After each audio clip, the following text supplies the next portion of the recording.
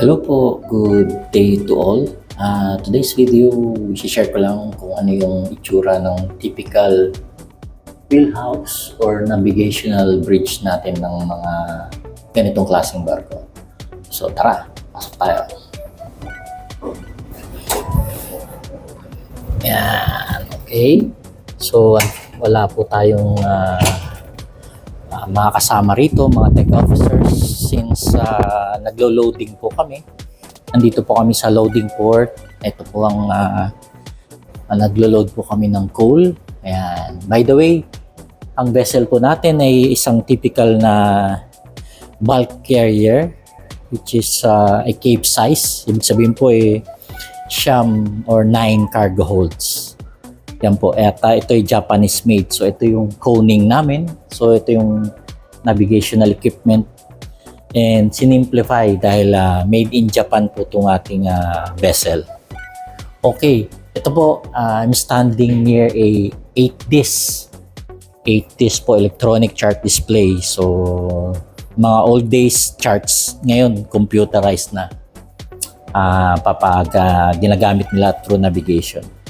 Ito yung link natin sa makina. So here, nakikita nila yung ating anong alarms and everything sa makina. Telephone, very essential. On my back po is yung mga pumps.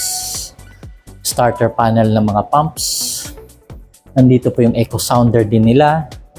And at the same time, ito pong navigational lights, which is minomonitor natin pagka busted, pinapalitan natin, which is necessary during navigation nila. Okay, so yan po. Ito, nandito yung gyro compass. Kung napapansin nyo, may manibela. Yan po ay parang sasakyan. Ano po? Dito sila nag-maneuvering or during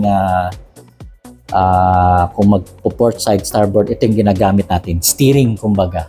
Okay. On their front, kung napapansin, medyo ano lang ang no? May mga parameters din silang tinitignan dyan. Like wind speed, RPM, knots, yung mga ganun. On the next equipment dito is a radar. So may two types ng radar, depende sa range. Merong S-band, Sierra S-band, and X-band. Yan. And then isa pang 8-disc, which is the master 8-disc. Okay? At the back po, ayan, may iba pang mga equipment doon, may mga panel pa additional, and other needs sa navigation system.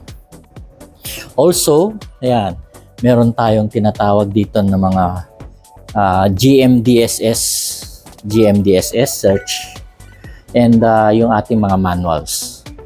Okay, so for today's video, I hope may natutunan po kayo for our typical